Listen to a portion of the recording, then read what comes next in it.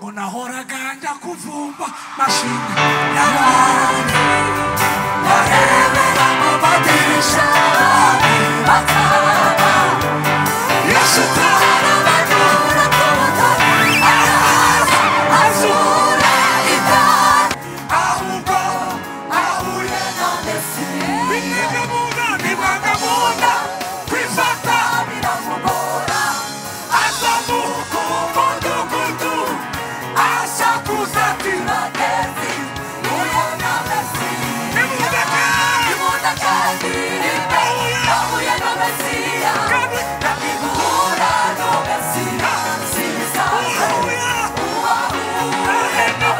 ahinduka mushya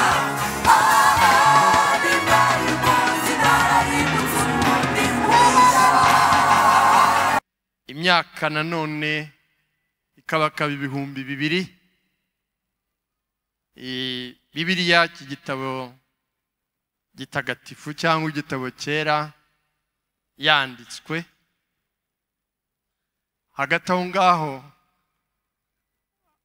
abantu muri aya mateka imyaka irenga ibihumbi 3 ni igitabo basomaga na n'ubu gihora ari gishya kuko ntawe ugisoma ngo aheze ubuhanga burimo kuko ni ubuhanga bw'Imana.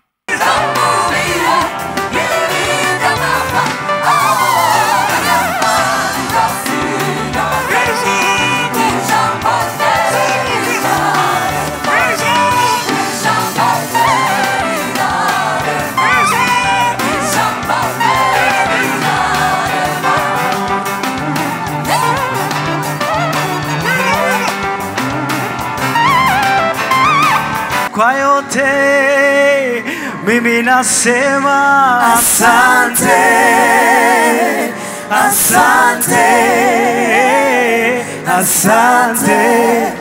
Iki gikorwa cyo gushyigikira Bibiliya kibaza igihe kandi kizanakomeza, kikaba cyaraje nk'umwe mu miti uburyo bwo kwishakamo ibisubizo, kuko nkuko byagiye bigarukwaho dufite ikibazo cy'uko inkunga zagabanutse nk'ahandi hose kandi akimuhana kazi imvura ihise. hashimwe hashimwe hashimwe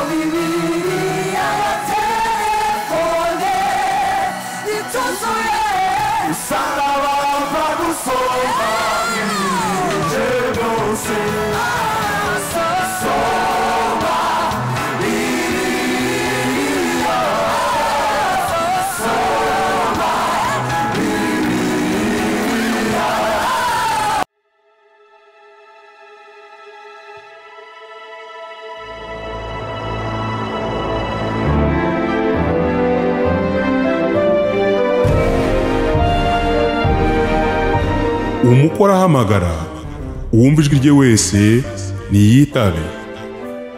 Tunezerwe twishime tuyihimbaze kuko ubukwe bw'umwana w'intama busohoye, umugeni we akaba yiteguye.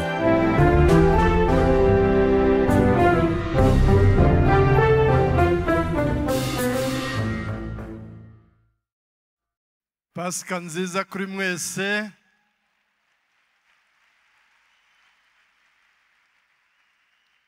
murakoze mwakwicara.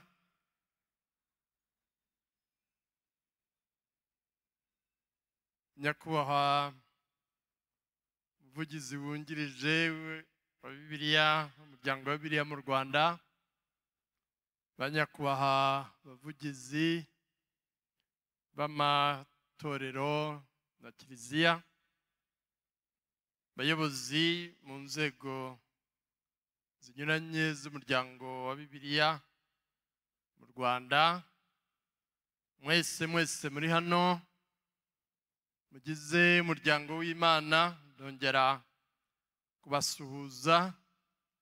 Kristo Yezu akuzwe. Pasika nziza.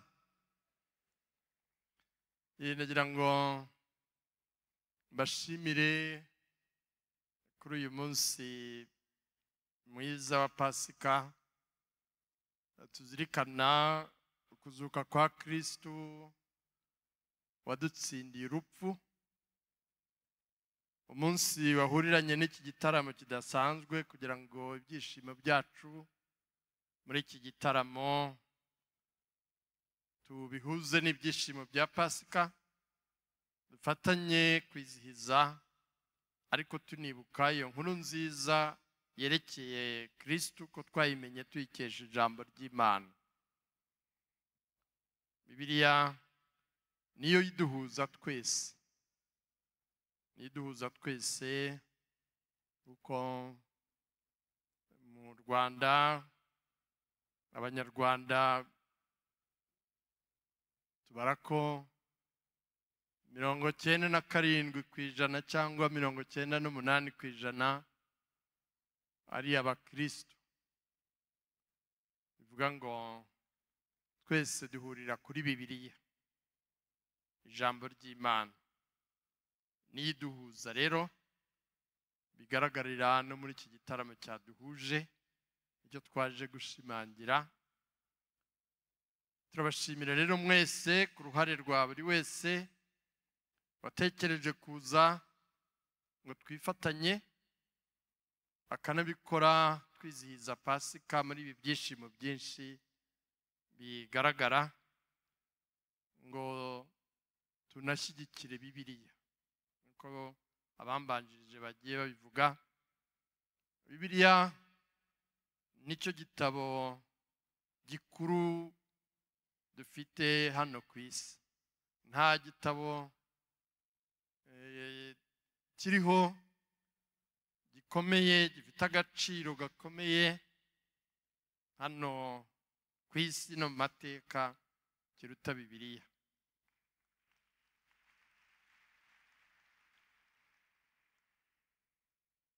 Ibyo nabihamya nemye kuko nzi ko ariko bimeze.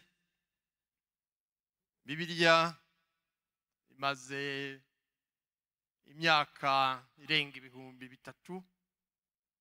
Mwibuke ko ubu ngubu turimo turajya mu mwaka 2025. Bivuga iki? Bivuga imyaka 2025 Yezu Kristo aje ku isi. Bivuga ukorokorwa kwacu. Hashize imyaka 2025 tubonye Imana iturokoye mu rupfu kubwa Yezu Kristo wadurokoye, twizihiza Pasika. Ku buryo umwaka utaha zaba twizihiza Pasika 2025. Wasubiza inyuma mbere ya Yezu imyaka nanone ikabakaba 2000. Bibiliya iki gitabo gitagatifu cyangwa igitabo cyera yanditswe. Hagati aho ngaho abantu muri aya mateka y'imyaka irenga 3,000 ni igitabo basomaga, na n'ubu gihora ari gishya kuko ntawe ugisoma ngo aheze ubuhanga burimo, kuko ni ubuhanga bw'Imana.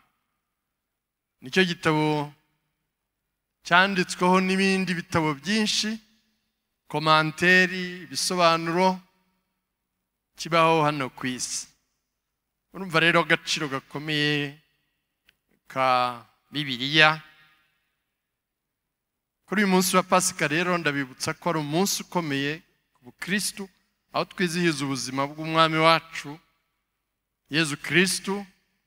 Pasika duha ukwizera kuko Kristo yadutsindiye urupfu akaduha ubuzima.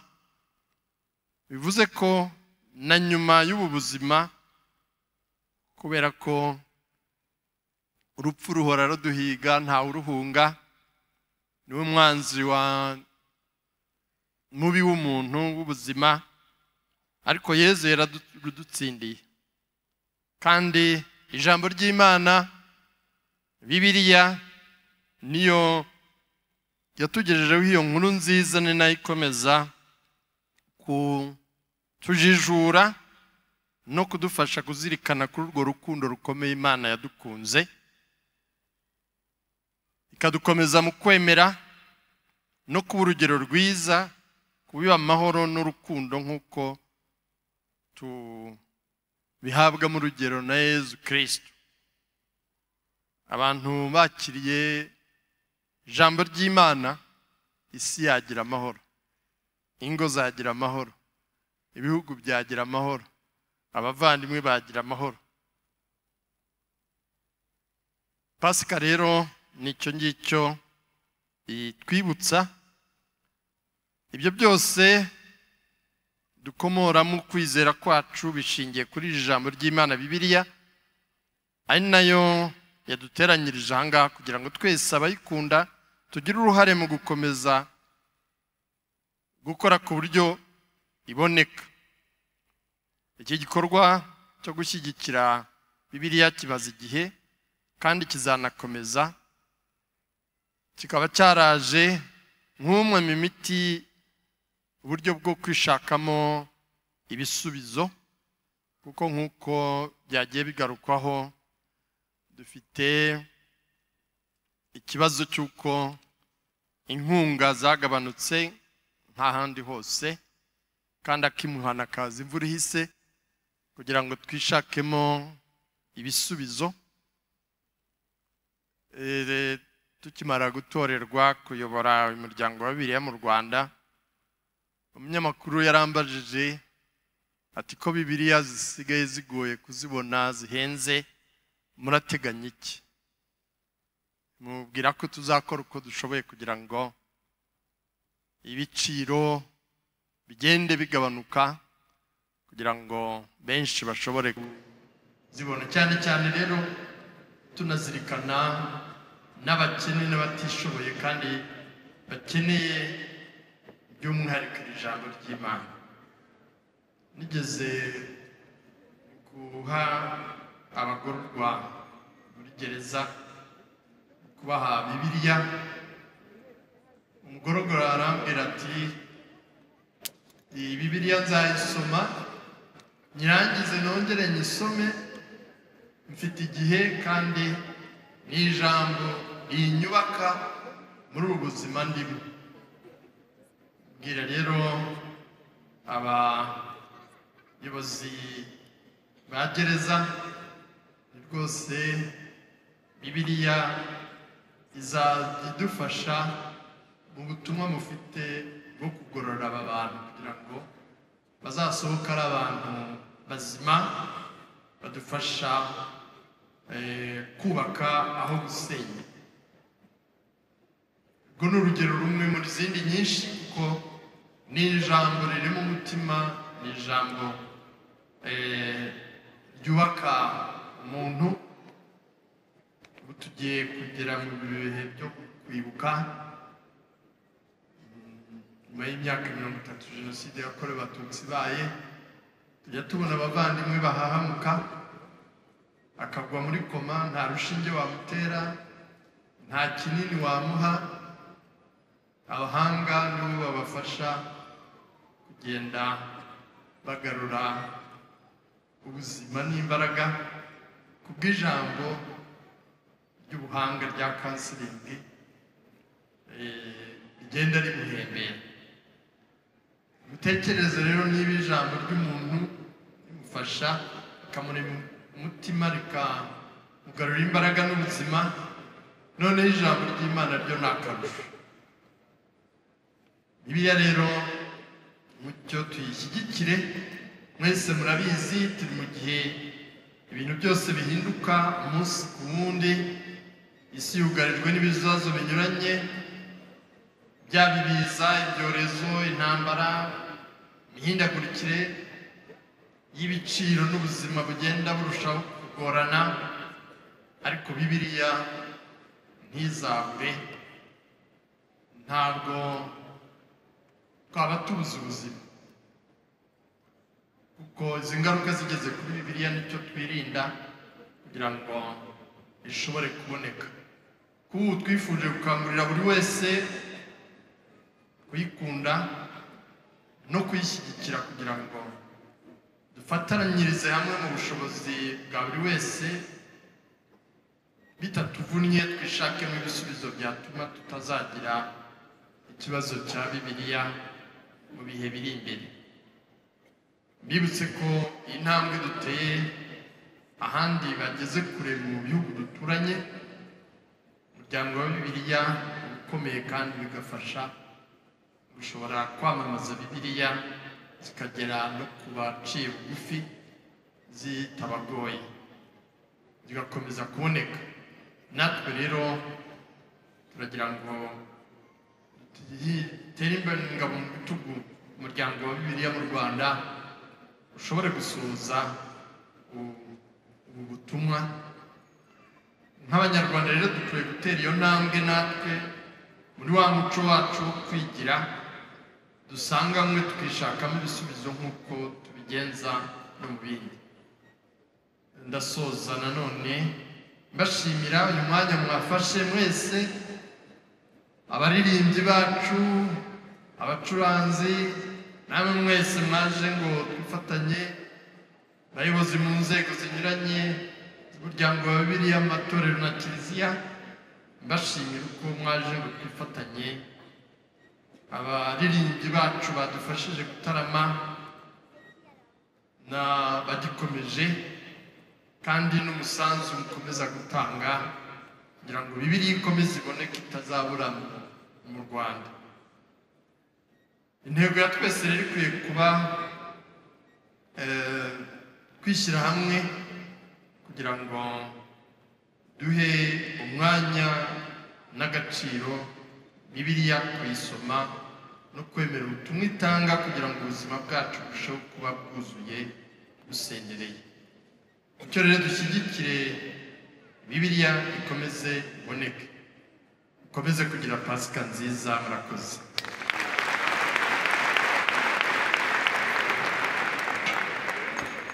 Niseme nini baba, niseme nini baba, niseme nini baba, kwa yote na shukuru. Amani umenipa, furaha umenipa, umenijaza utulivu moyoni, kwa yote nasema asante. Wanilinda usiku mchana, wanivika wanilisha, niseme nini mimi Baba, nasema asante.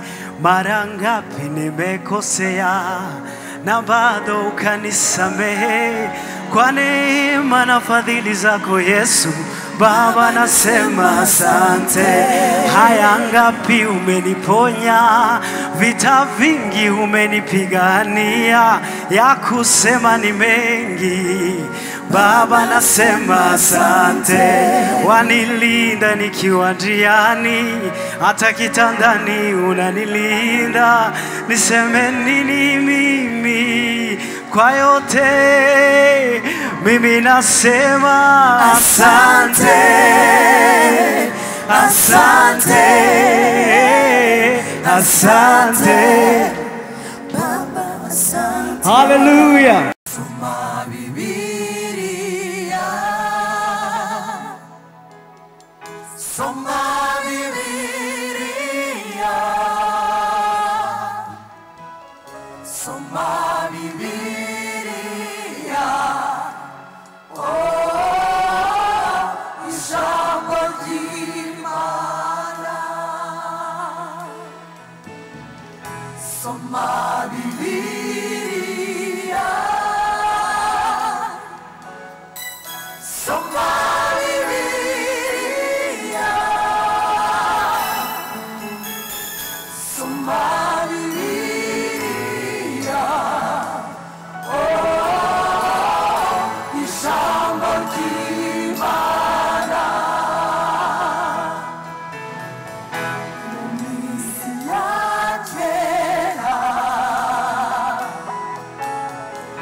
Imana yavuganaga n'abantu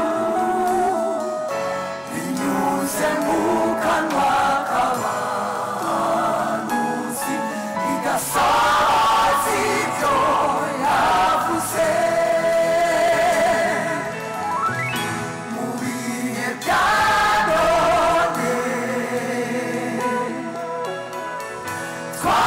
Twawuziho igitabo ariyo Bibiliya ijambo ry'Imana. Soma Bibiliya mu bihe bya kera. Imana yavuganaga n'abantu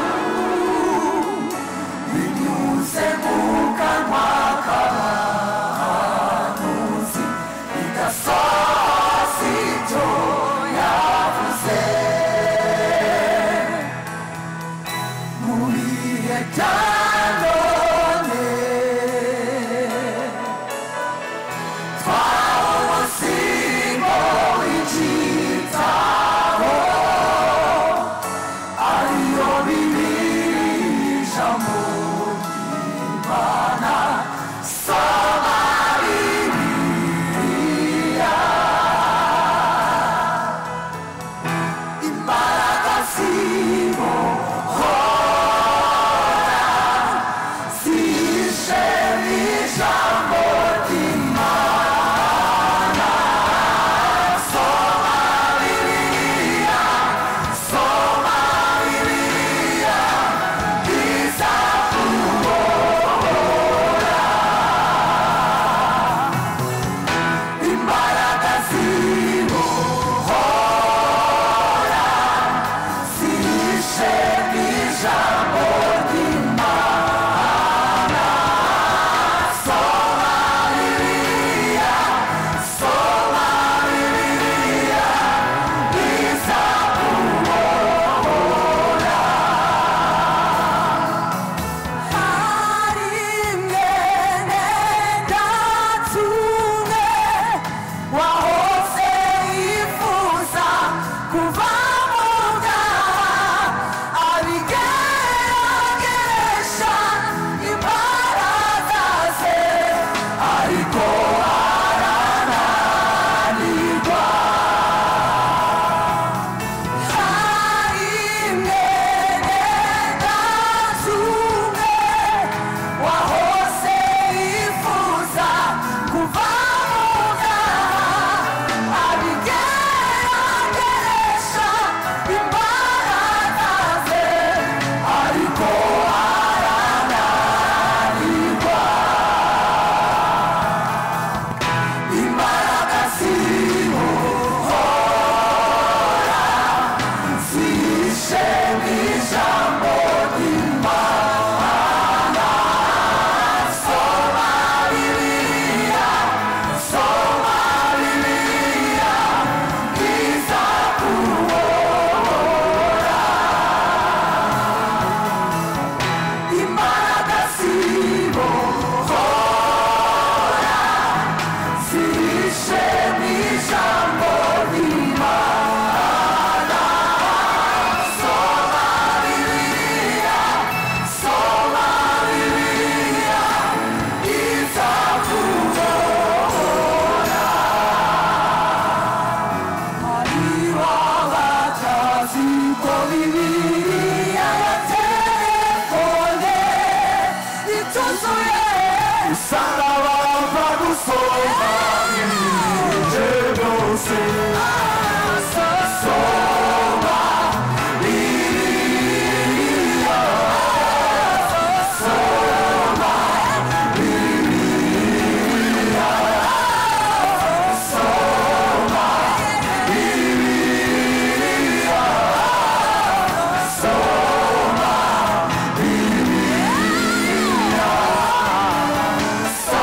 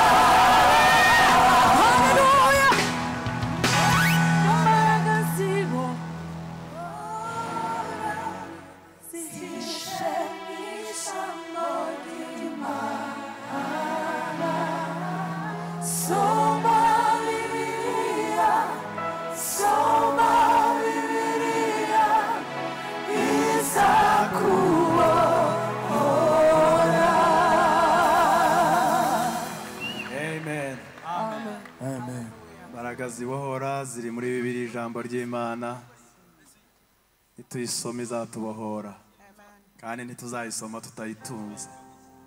Amen. Amen.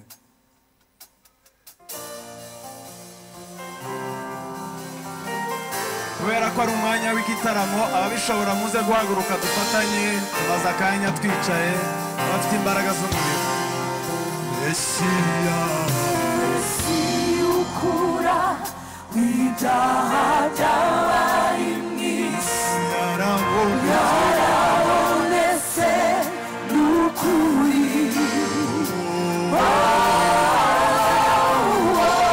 Niwe mwana w'Imana watanzwe rimwe ku bwacu.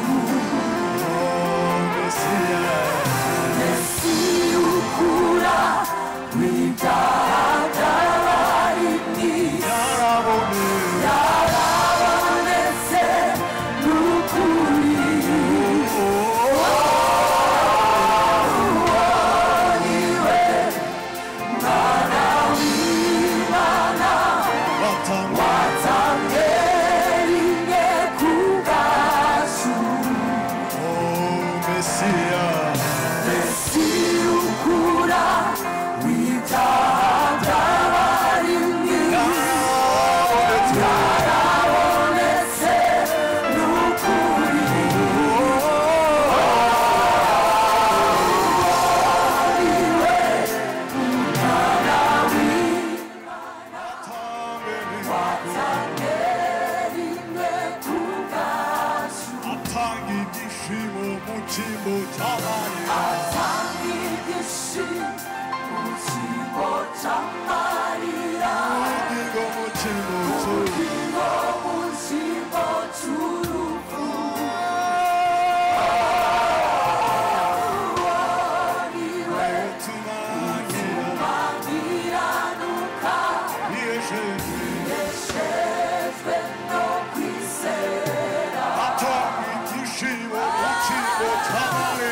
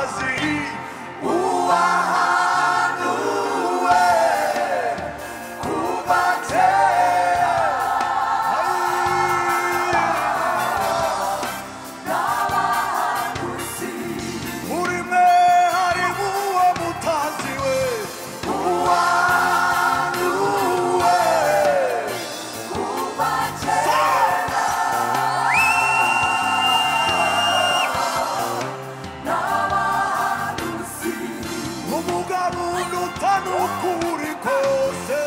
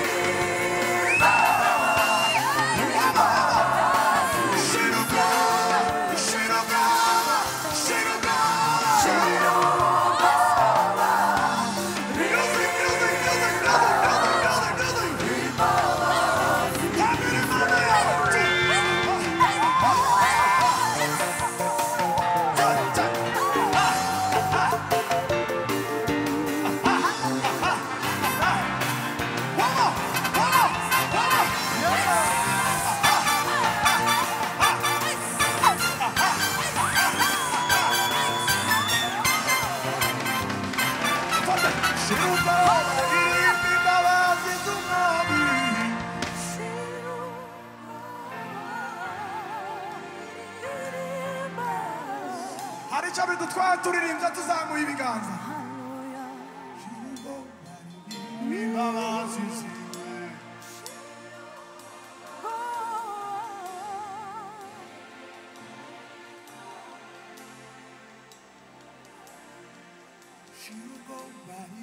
imbabazi ziwe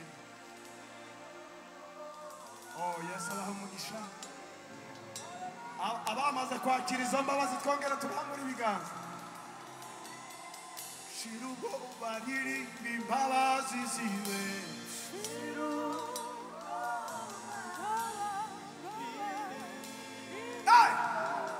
twabisubiramo kandi shirugo baririmba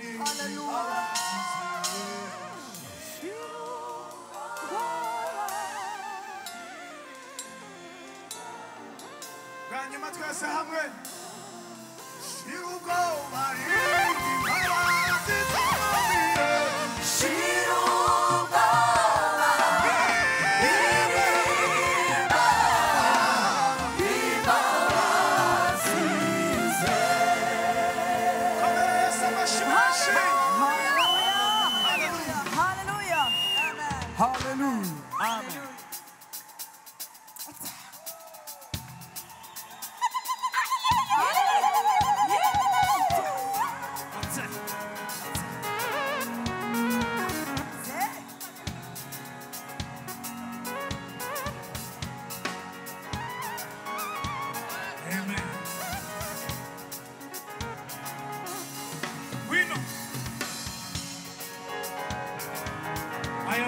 z'umubiri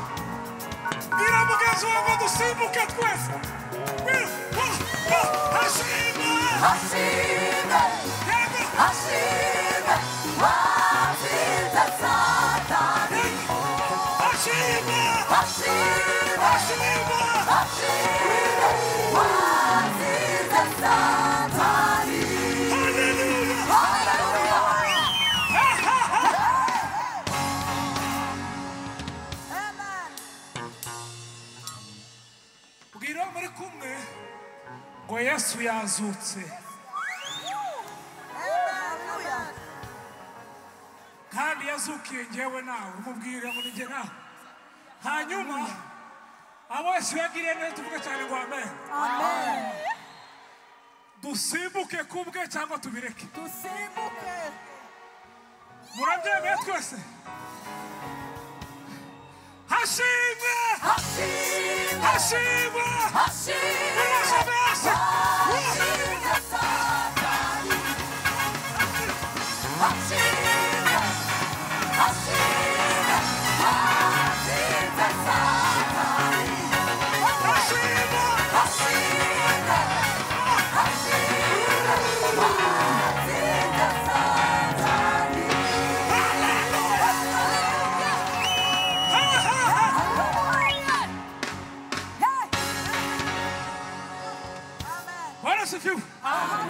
ngiro muhagararanye ngo imbaraga z'Imana zigufate niba ufite agatambaro cyangwa agafurari kazamure cyangwa Bibiliya twaguze nizo dufite duserebure Yesu tumuvugirize impundu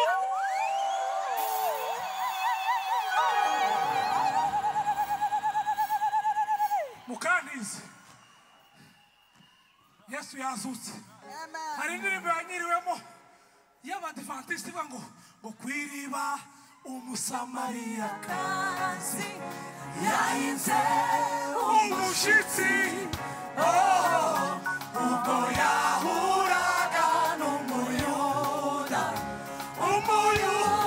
amuganiriza neza byari ibintu bidasanzwe umuyuda kuvugana n'umusamariya neza bahoraga banganye bakarangwa n'amakimbirane y'urudaca uwo wari umwanya udasanzwe mu mibereho y'umunyamugore maze niba karushuka yamenyaga yuko yahuye n'umuyuda usanzwe ahubwo ahuye na Mesiya bimwagamunda kwifata biramugora azamuka umudugudu asakuza ati bagezi huye na Mesiya imundakandi ahuye na Mesiya nakiguhura no Mesiya sibisanzwe uwahura ahinduka musa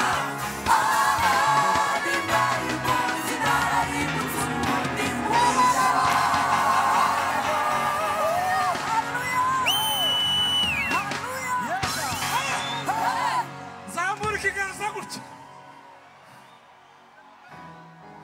ariko Yesu araryoshe gira ngo wowe utabigize urokwande uramwihema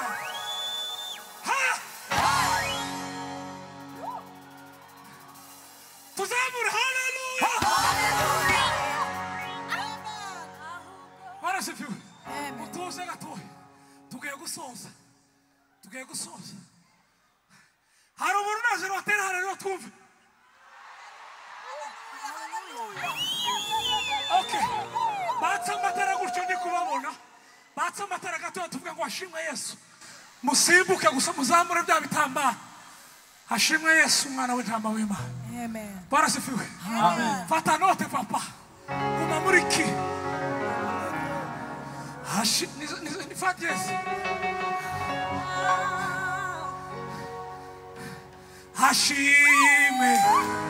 hashime watsi sesa muzamure hashime ego neza zamura ibitambaro hejuru hashime tuva hasi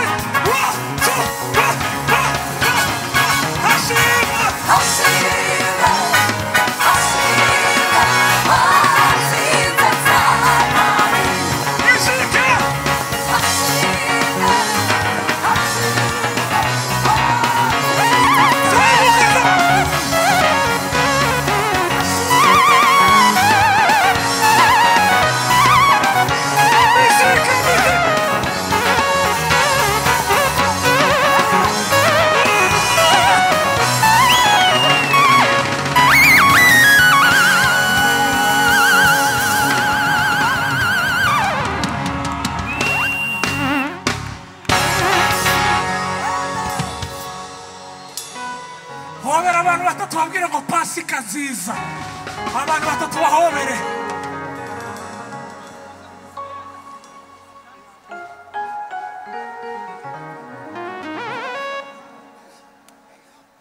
Amen. akono tanga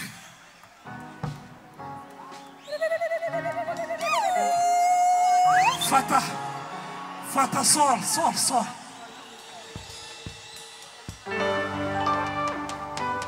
tunezerwe ariko mukanda akanyenyeri tugure Bibiliya ijambo rye rirarema ijambo ry'Imana rirarema ijambo rye rirarema ijambo ry'Imana rirarema no kwibeshya rivuze rirarikara ijambo rye